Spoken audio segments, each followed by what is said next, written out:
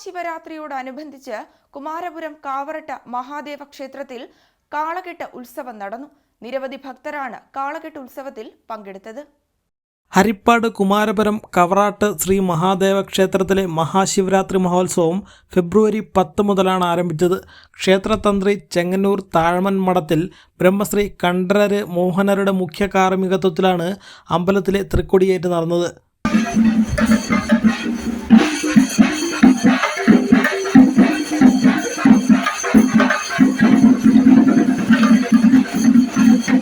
വിവിധ ശിവക്ഷേത്രങ്ങളിൽ മഹാശിവരാത്രി ഉത്സവങ്ങൾ നടന്നു. പൂജാ ചടങ്ങുകൾക്ക് പുറമെ വിവിധ കലാപരിപാടികളും വർണ്ണാഭമായ ഘോഷയാത്രയും മഹാശിവരാത്രി ആഘോഷത്തിൻ്റെ ഭാഗമായി നടന്നു.